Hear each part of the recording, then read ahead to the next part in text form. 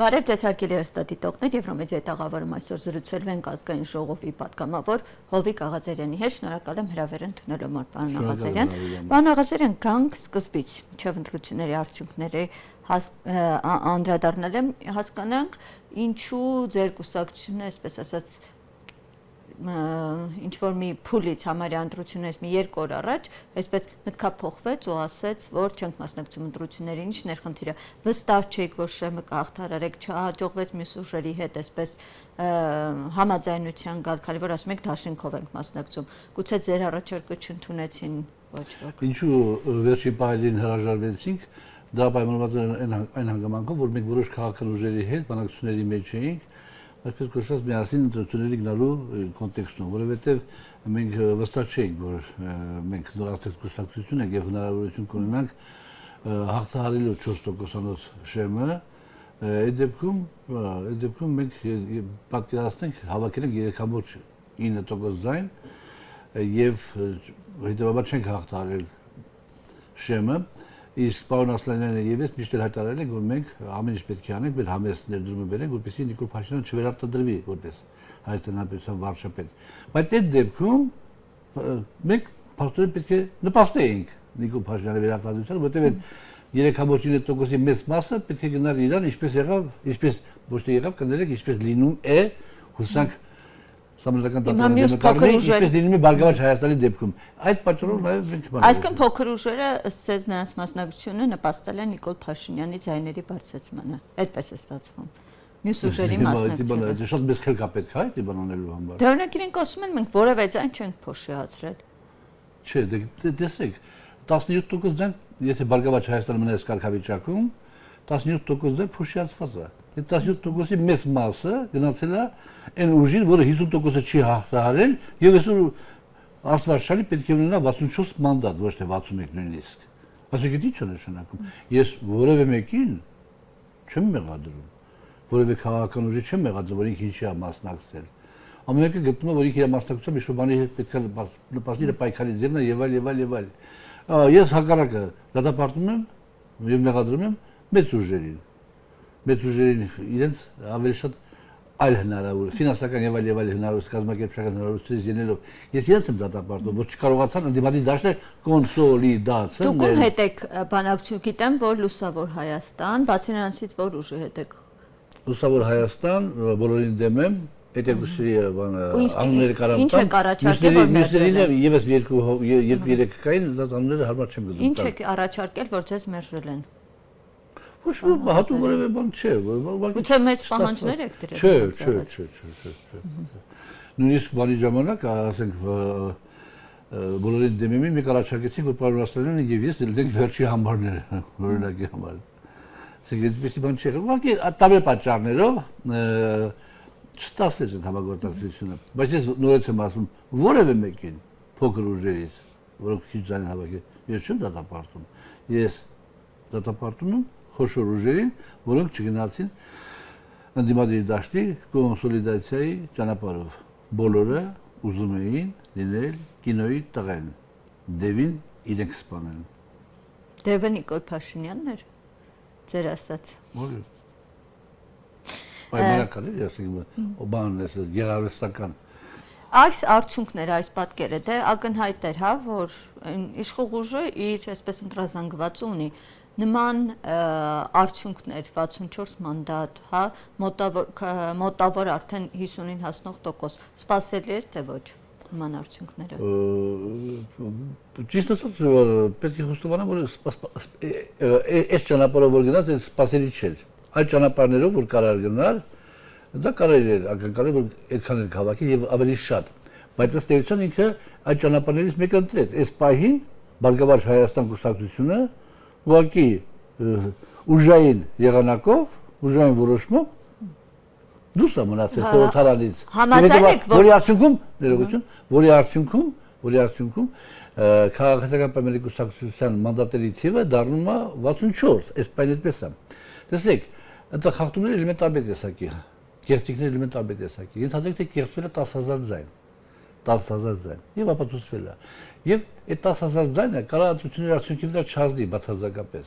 Հնարավոր չարի։ Բայց կարող է այնպես իրավիճակ լինի, որ կերծվի, կորի, սխալվի եւ այլ եւ սխալի արդյունք լինի 54 ձայն եւ դա լինի ճակատագրական։ Այստեղ արդեն խնդիրը որակական վիճակների մասին է։ Մի դեպքում ԿՊ-ն ունենում է 61 մանդատ, մի դեպքում ԿՊ-ն ունենում է 64 մանդատ։ Պարոն Աղազարյան, ընդունում եք, որ ԿՊ-ն ինչպես մյուս ուժերն են մեծ մասան մեն դեպքում ընտրությունների մասնակից ուժեր, ինչպես հանրությունն է քննարկում, կեղծել է ընտրությունները եւ գողացել է քաղաքացու քվեն, ինչպես ԲՀԿ-ի դեպքում է եղել։ ԲՀԿ-ի դեպքում ԿՊ-ն կեղծել ընտրությունները, ԲՀԿ-ի դեպքում ուրիշ դեպքեր ես ինքս չգիտեմ, բայց ես գիտեմ, կարող եմ հաստատել իմ կարծիքով նորից սուբյեկտիվ, որ ընտրությունները անցել են ոչ հավասար, արդար, թափանցիկ պայմաններում։ Այսինքն ԲՀԿ-ի քվեն գողացված է, ԿՊ-ն գողացել է, կարելի ասել։ Կարելի ասել ԲՀԿ-ի, այս պայն ԲՀԿ-ի քվեն գողացված է եւ ես մեծ հույս ունեմ, որ սահմանադրական դատարանը այդ սխալը կուղղի։ Պարոն Աղազարյան, դուք մի հայտարարություն եք արել, ասել եք, որ Բարգավաճ Հայաստան կուսակցության առաջնորդի վերաբերյալ։ Ասում եք, որ նրա հետ բանակցել է ԿՊ գործող պատգամավոր Խաչատուր Սուքիասյանը եւ գործարք է նրան առաջարկել։ Ինչ որտեղից է այդ տեղեկությունը, ինչի մասին։ Հետո ԲՀԿ-ի ձեզ արձագանքեցին ու ասացին, որ այս պահին ԿՊ-ի թելն եք թելում նրանց հարվածելով։ Որտեղ է այդ տեղեկությունը ձեզ ու ինչի հենց այդ պահին, այդ վճռորոշ պահին որոշեցիք նման հայտարարություն անել։ Ամսի 8-ին, գիտեք, ամսի 8-ը երբ է։ Այո։ Ընտրությունների հաջորդ օրը։ Գիշեր հաջորդ օրը։ Նիկոլ Փաշինյանի ելույթից, ժամը 2-ի ելույթից ընդամենը մի քանի ժամ հետո։ Ժամը 11:30-ից ես ուղիղ եթեր էի Նոյան տապանում։ Երբ որ ես մտա ուղիղ եթեր, քաղաքացիական պայմանագիր կուսակցության մանդատների թիվը 61 էր եւ ԲՀԿ-ն հաղթահարել էր 4%-ը։ Երբ ես մտա ուղիղ եթեր։ Այդ էր տեղեկատվությունը։ Այդ քննարկման ժամանակ լագողի հարցերի պատասխանը թե ինչ կլինի ինչ չի, ես ասեցի որ հենց հիմա ԲՀԿ-ի հետ գնում է բանակցություններ, որպեսզի համագործակցի, ասել, իշխանությունների հետ։ Խաչատուր Սուքիասյանը։ Մի վարքան էլ եւ հարցը դեռ պատասխանում եմ, որովհետեւ այնքան հիմար տեսակետներ կան դա հետ կապված, փորձեմ մենք մանրամասն բացատրել ու կարելի հասկանալի լինեմ։ Ես ասացի, որ հենց հիմա իշխանությունները ԲՀԿ-ի հետ բանակցությունների մեջ են, որպեսզի համագործակցության ասենք բաներ գտնեն, եզրեր գտնեն։ Եթե ԲՀԿ-ն չհամաձայնվի, ապա իր մանդատների թիվը, իր ձայները կդառնա 3.997, այսինքն ֆիքսենք։ 3.997։ Դրագրողը հասնում է, ով է բանակցում։ Խաչատուր Սուքիասյանը օրինակի համար։ Ես Էդի արել եմ որպես ոչ թե ստույգ ինֆորմացիա, այլ վերլուծությունների արդյունք։ Խաչատուր Սուքիասյանը քաղաքացիական պայմանագիր թիմի կողքին կանգնած անձնավորություն է, Խաչատուր Սուքիասյանը գտնվում է անձնական բարեկամական հարաբերությունների, եթե չեմ սխալվում, Գագիկ Ծառուկյանի հետ։ Եվ տրամաբանական որ պիտի ինքը լինի։ Եվ այնպես չի որ Նիկոլ Փաշինյանը պիտի հանձնարարած լինի։ Նիկոլ Փաշինյանը հանձնարարությունը տվեց գիշերվա ժամը 2-ին բոլոր նրանց, ովքեր կարող են այդ ուղղությամբ իր իշխանությունը պայմանավորել որևէ բան անել։ Այ ինչ մի սարսափելի բան եմ ասել։ Ի պատիվ Բարգավաճ Հայաստանի եւ իմ համակրանքը Բարգավաճ Հայաստանի կողմն էր։ Ի պատիվ Բարգավաճ Հայաստանի չի գնացել գործարքի եւ երբ որ ես դուրս եկա ուղիղ եթերից, արդեն ինֆորմացիա եմ կարծում, որ դառնա 64 մանդատ ԿՊ-ինը, Բարգավաճ Հայաստանը չի հաղթարում 4% եւ հավաքել է 3.996% ձայն։ Ես ասեցի 3.997, այնտեղ 3.997 փոխրեքսլավրա ուշադրություն դարձնեք, որտեղից ձեզ ինֆորմացիա։ Ոչ մի տեղից ինֆորմացիա, ես անալիզ եմ արել։ Այսինքն դեր վերլուծություն ոչ թե ինչ որ փոխանցել են տեղեկություն, այլ այդպես ենթադրություն է կարելի։ Թե չէ տպավորություն է ստեղծվում, ԿՊ-ից ձեզ հատուկ ինֆորմացիաներ են փոխանցում, ասում են ով հետ է բանակցում, որ այդպես անունը նշելով ասում եք։ Իմ համակրանքը եղել է Բարգավաճ Հայաստանի կողմը, քաղաքական իմաստով, ոչ թե ես ընդդեմ իշխանություններ եւ այլ, որովհետեւ իրենք հաղթահարել են եւ իրենք եթե խորհրդարանում չեն հայտնվում, ապա որակական վիճակ է փոխվում։ Այդ որակական վիճակը, որ 3 մանդատ գնում է ԿՊ-ին, դա ես համարում եմ ընտրակեղծարարություն, այդպես է համարում նաեւ Դանիել Եղունիսյանը, եթե չեմ սխալվում, որի գործնեությունը ոչ թե այսօր, ես միշտ էլ ում գործնեությունը Դանիել Եղունիսյանը միշտ շատ բարձր եմ գնահատել։ Նայեք իր հարցազրույցը եւ կտեսնեք որ ինքը ոնց է հիմնավորում, որ դա անթույլատրելի իրավիճակ կա։ Միշտ մի կարծիքին եմ։ Ձայների գողություն է տեղի ունեցել։ Պարոն Աղազարյան, հիմա այս փուլում, երբ որ արդյունքները արդեն պարզ է, քննարկվում է մանդատ վերցնել չվերցնելու հարցը։ Այդ դուք էլ եք, հա, այնտեղ այս վերջին շրջանում, որպես կարելի է ասել, ոչ իշխանական պատգամավոր ամեն դեպքում։ Այս ուժերը վերցնեն մանդատ, թե ոչ։ Գիտեք ինչ կա, մենք պետք է հասկանանք, որ իշխանությունը, երբ որ ժողովուրդը ձևավորում է, ազգային ժողովը, իշխանությունը բաղկացած է երկու մասից՝ կառավարող ուժ եւ ընդդիմադիր ուժ։ Երկուսն էլ իշխանություն են։ Եվ ընդդիմության դերակատարությունը շատ մեծ է։ Հիմա եթե ժամանակ տակ մի կես ժամ ժամանակ, ես իրանց փոխարեն, ընդդիմադիրների փոխարեն, կարող եմ ասեմ, թե իրանց շնորհիվ ինչքան լավ բաներ է տեղի ունեցել։ Բայց գործող ընդդիմության փոխարեն։ Հա, այսօր կա։ Պատիվ ունեմ եւ Հայաստան։ Այո։ Հիմա բայց կարող եմ եթերային ժամանակը դա չի բավարար եւ մի ուրիշ անգամ կարա դառնա։ Բայց ուրիշ բան եմ ասում ես։ Այն ժամանակ որ արդեն նույնիսկ որ հայտնի որ բանը Բարգավաճ Հայաստանը անցնում է, այդ ժամանակ էլ այդ հարցը քննարկվում վերցնեն թե չվերցնեն մանդատները։ Ես միանշանակ ասում եմ այո, պետք է վերցնեն մանդատները։ Վերցնեն մանդատները եւ աշխատեն։ Մի պայմանով, որ այդ քաղաքական ուժերը պետք է վստահ լինեն, որ իրաց մոտից բան չի լինի, էլի, պատգամավորների բան չի լինի, այսպես ասած, դուրս չի լինի։ Հա, եթե վստահ չեն, ապա ավելավա չվերցնեն։ Որովհետև խոսքը չի գնում Բարգավաճ Հայաստանի մասին, խոսքը չի գնում Հայաստան դաշինքի մասին, ես ուժեղ Հայաստանի ցուցակը վնայել եմ, ինչեւ 30 մի քանի օգուտ եմ ճանաչում, մյուսին չեմ ճանաչում, ես ներողություն եմ խնդրում, ոչ կասկածում, ոչ գնահատական կարող են տալ։ Այդ իրանք պետք է իմանան, եթե վստահ են, ապա մտնեն խորհրդարան 44 պատգամավոր էր դառնում այդ ժամանակ, 44 էր այդ դեպքում լինում։ Դա հսկայական ուժ է, եւ դա հսկայական կարևոր նշանակություն կունի պետականության համար։ Այս վիճակում, եթե Բարգավաճ Հայաստանը չի մտնում խորհրդարան, միանշանակ ես կարծում եմ ճիշտ է որ մանդատները չվերցնելը։ Այո։ Պարոն Աղազարյան, նայեք, 200-ից ավել այսպես մի ցուցակում, եթե չեմ սխալվում ուժեղ Հայաստանի ցուցակը, ով կարող է երաշխավորել, որ այդ ցուցակը այսպես հա ամուր է ու այդ ձեր ասած որսագողը չի լինի, այսպես ասած։ Դե դեպքում պետք է հետևի համարներից ինքնաբացարկի դիմում գրեն գան առաջ։ Դե ես բան չեմ ասում։ Ես ասում եմ, եթե վստահ են, ապա այդ ուժը հսկայական մեծ ուժ է, հսկայական մեծ ուժ է շատ հարցեր լուծելու համար։ Եվ վարչապետն էլ ճիշտ իհարկե եթե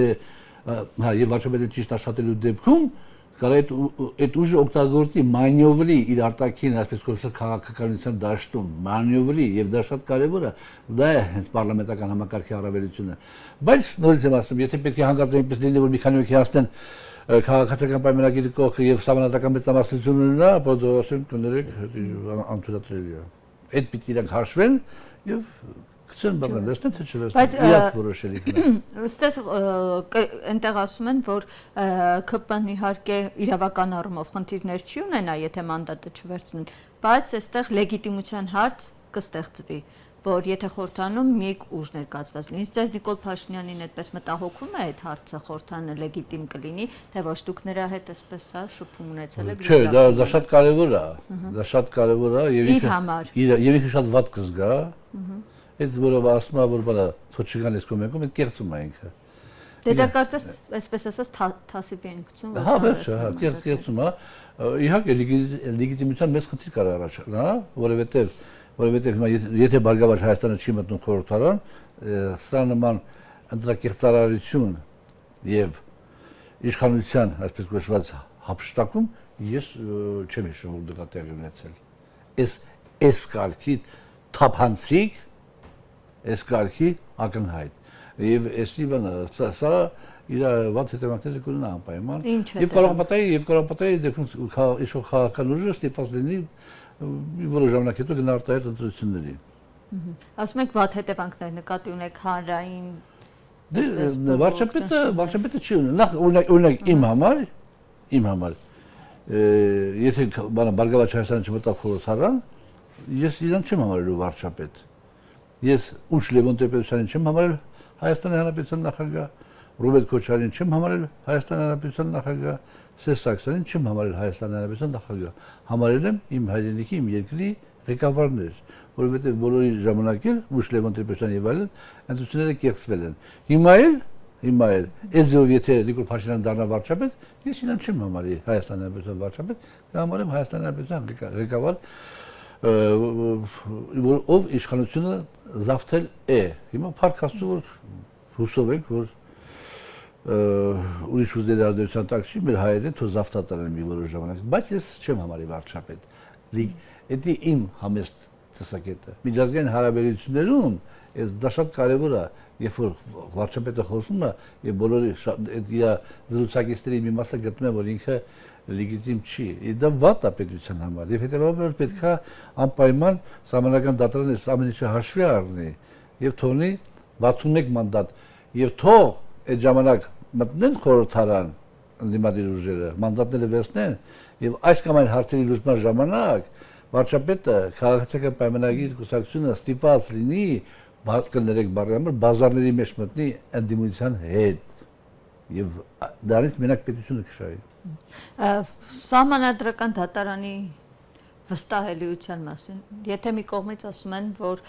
իրավապահ համակարգը կախյալ է, չենք վստահում, մի կողմից ասում եք, հա դուք եք նշում, ասում եք դիմեն սահմանադրական դատարան, հիմա դա ինչ է տալու։ Եթե ասում են չենք վստահում, արժի դիմելու այսպես մի կառույցի, որ վճռորոշի ընտրությունների ելքը, եթե դրան չեն վստահում։ Դե գիտեք ինչ կա, այս դեպքը այնքան ականհայտ է։ Եվ պարոն Իոնիսյան այնքան մանրամասնաբար բացատրել։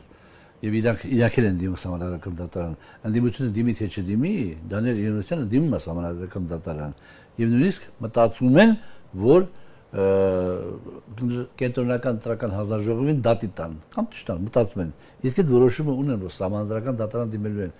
Ակնհայտ բանի դեպքում ընդ որում գիտեք ինչ կա, հալա դե հարցը թե ում կարող է պատահել, ում համար կարող է ձեռնտուրի վերակվյարկությունը։ Եվ վերակվյարկությունը նշանակվի կամ չգիտեմ, մարտահայտ նույնիսկ նոր ընտրություններ լինի, կարող է պատահի ԿՊ-ի համար տարբերակավերի ընդունել։ Նոր ընտրությունները կամ վերակվյարկությունը, ես չեմ կարող ասել, բայց այդ խնդիրը պիտի լուծվի եւ սահմանադրական դատարանը կարող է պատահի իր մեջ քաջություն գտնի եւ ակնհայտ բաներ ասի դες կամ դες։ Պարոն Աղազյանյան, Նիկոլ Փաշինյանը անդադ ասում է, ինձ ժողովուրդը եւս մեկ անգամ մանդատ տվեց, հա, որպեսզի օրինակ Սամվել Կարապետյանը նստի, Ռոբերտ Քոչարյանը նստի, Գագիկ Ծառուկյանը։ Ինքը նույնիսկ 50% չի հավաքել։ Այն բաները որ 49% հավաքել է մեծամասնություն։ Բայց մեծամասնություն չէ, մեծամասնություն 50%-ն է։ Ամենաշատ ձայները հավաքել, սա ասել ասում են, որ ամենաշատ ձայները ԿՊ-ն հավաքել, ամենաշատ ձայները ԿՊ-ն հավաքել։ Բոլորները դա ասում էին։ Հիմա 37%, 40 թե 49, չգիտեմ ինչքան, ոչ մեկ չի ասում, բայց 50% չի հավաքել։ Հետևաբար ճիշտ հակառակը։ Այն դեպքում, երբ որ ինքը պետք է հավաքել 220% ձայն, առողջապահության ապահովագրություն, թոշակների կներեք բառի համար հավայի բարձրացումը, որ արդեն ինֆլյացիան լափեց, գնաց արդեն։ Եվրոպան բերեց Հայաստան, ռազմական շքեր, այդ ամենից հետո դու պիտի հավաքել 220% ձայն, մի քիչ բան եմ անում, էլի կներեք։ Բայց հավաքից 50%-ից պակաս, ո՞նց եք ասում, որ ժողովուրդը իրան բան է տվել։ Հակառակը ժողովուրդը ասել է, մենք բոլոր դեպքերում, պարոն վարչապետ, շատ բաների ձեր հետ համաձայն չենք։ Բայց դա ասել ժողովուրդը։ Ասեք Բարգավաճ Հայաստանի ձայները, ասում են Բարգավաճ Հայաստանի ձայները բան են, գողած բան է, կաշառքներով են։ Բարգավաճ Հայաստանի ձայները փողով է։ Բայց դու այդ փողով ձայները ո՞նց ես տանում քեզ։ Բայց դու այդ փողով ձայները ո՞նց ես տանում քեզ։ Քո ձայներին տերություն արա։ Քեզ տանում քեզ։ Հիմա այսօր տեսանք, որ օրինակ Ռոբերտ Քոչարյանը, հա, նրա նկատմամբ քրեական հետապնդում հարուցելու միջնորդություն է գտնվում, Դավիթ Ղազենյանը զրկվեց անձեռնմխելիությունից, այսինքն դեռ ընտրությունները նոր ավարտված, այս process-ը սկսվում է, էլ ինչ է, ինչին սպասեն։ Ասում, այսպեսի մի տեսակետ էր հնչում, ասում էր Նիկոլ Փաշինյանը մատը ում վրա դնի, դատախազը գնալու են նրա հետևից, ինչպես ձեր դեպքում եղավ։ Ձեր հետևից։ Վստահություն չկա այդ աշխարհի իրավապահ համակարգի նկատմամբ։ Այստեղ ուրիշ բան է։ Այստեղ այս ընտրությունների հետ կապված չի, արդեն ընտրությունների բանը ինչ-որ իմաստով էս կանցնի։ Սա հերահար նպատակ է հետապնդում Եվրոպայի ճնշման տակ։ Այդ ճնշման էությունը կայանում է հետևյալում։ Եվրոպան ճնշեց մենք Արցախում տեղի ունեցավ ըստ էության ցեղասպանություն։ Ես չեմ ասում, որ մենք սխալ ենք արել, որ Արցախը ճանաչել ենք Ադրբեջանի կազմի մեջ։ Ասենք ճանաչել ենք Ադրբեջանի տարածքային ամբողջականությունը, դա ես չեմ համարում սխալ։ Ճիշտ եք համարում։ Այո, համարում եմ ճիշտ, ոչ թե չեմ համարում սխալ, այլ համարում եմ ճիշտ։ Բայց դրա զուգահեռ պետք է ազգերի ինքնորոշման սկզբունքի հիման վրա տեր լինեինք եւ տեր լինեին Եվրոպաները Արցախի ժողովրդին։ Տեր չեղան, խաբեցին, Արցախը դատարկվեց, ցեղասպանություն տեղի ունեցավ, սրանով Եվրոպան նպատակ ուներ հակառուսական տրամադրությունները ուժեղացնել Հայաստանում, որտեղ իրաց գերնպատակը Ռուսաստանի ստերից քշելն է։ Հիմա հակառուսական տրամադրությունները ահագին իրենք ինչ-որ հաջողության հասել այդ իմաստով, բայց դա բավարար չի։ Հիմա պետք է իրենք հակառուսական տրամադրությունները էլ ավելի ուժեղացնեն, որ Նիկոլ Փաշինյանը կանի ասի, դե ուրեմն 102-րդ բազան վերցրու ստերից տար։ Այսինքն Եվրոպայի նպատակը դա է։ Այս քայլերը դրա համար են արդեն։ Պարոն Ղազարյան, այս նոր խորհրդարանում դուք չեք լինելու, պատգամավոր չեք լինելու։ Ինչ գիտեք։ Չեք լինելու։ Դե կտենանք։ Լավ։ Ինչով եք զբաղվելու։ Որոշել եք, ինչ է քաղաքականությունում մնալու եք։ Քաղաքականությունը Ու շատ եք տխրել, որ մանդատ չեք ունենալու այլևս։ Դե բայց հարցի պատասխանը շատ դժվար է։ Հիմա ինչ է լինի, ասենք ինչ արժանանք շատ է տխրել։ Հիմա բոլորը պատգամավոր չեն։ Այդքան ժամանակ եղել են, շնորհակալ ենք բոլոր նրանց, ովքեր հնարավորություն օգնել են ինձ այդ ճանապարհին։ Նիկոլ Փաշինյանին էլ։ Իրան էլ այդ իմաստով, բայց ոչ թե ինքն է ինձ պատգամավոր դարձրել։ Այլ ինքը ես կարող եմ նույնիսկ ասեմ, որ ասել եմ որ առանց իրա մենք պատգամավոր չէի դառնա, բայց դա չի նշանակում, որ ես զրոյեմ եւ ինքը կարող է ինձ SMS գրի, ասի մանդատը վայրի, ինչպես հիմա ամբողջ թիմին է ոչնչացրել, սարքել մի սերի հայրեն ոնց է գորշ մասայի հավաքածու եւ բանանը եւ երկիրը ղեկավարում, ասես երկիր չես կարող ղեկավարել, ու չի կարող ղեկավարի։ Դրանք տարբեր բաներ են, հա, բայց շնորհակալ եմ երիտասարդ գործընկերներից եւ այլ։ Բայց հիմա պատգամավոր չենք, աշխարհը չի քանդվում։ Քաղաքականության մեջ կմնանք այնքանով, որ դա այսպես կոչված բան լինի, կարելի լինի։ Կուսակցություն ինչով է զբաղվելու, նոր կուսակցություն ունեք։ Ընտրություններից առաջ հիմնեցի։ Դե առաջիկայում Երևանի քաղաքական հավաքանացություններն հալատենակ էս ոնց հավաքվում Երևանի հավաքանացությունները կարող պատահի փորձենք որոշ ուժերից միավորվենք եւ մասնակցություն։ Ուզում ասեմ մեխանիկորեն սա չի նշանակել որ ես դաս չխաղացիք, որ այդ համագործակցությունը չստացվեց, պարոն Ղազարյան։ Այս մի ընտրությունը։ Դե համագործակցությունը չստացվելու կարևորագույն բացասական բաներից մեկը այն էր, որ այդպես էլ ասենք մեզ ընկալում էին շատ-շատերը ընկալում էին որպես Նիկոլ Փաշինյանի պրոյեկտ։ Դրա համար բանը այդ էր։ Նաև դա է պատճառներից մեկը, որ մենք նաև չմասնակցեցինք, որպեսզի մեր առաջարկությունները ընդդիմությանը կոնսոլիդացնելու իմաստով ավելի ուշագրավ լիներ, չմտածեին, թե մենք ինչ-որ գիծ ենք տանում կամ բան ենք անում եւ այլ։ Բարգավաճ Հայաստանին ըստ էության գովում ենք, ասում ենք ապրի ինքը չգնաց գործարքի, բայց լավ չեն հասկանում։ Դե լավ չեն հասկանում, դե ինչ ասեմ, հետո Վազգեզեկեսյանն 1000 անգամ ասացիք, ձեր ճանապարհ եք ցույց տալիս իշխանության գալու։ Չուզեցիք։ Շնորհակալ եմ ձեզ զրույցի համար, պարոն Ղազարյան։ Հարգելի դիտողներ, հիշեցնեմ, որ Եվրոմեդիայի զրուցակիցը այսօր ազգային ժողովի պատգամավոր Հովիկ Ղազարյանն է։ Շնորհակալ եմ եթերին հետևելու համար, կհանդիպենք։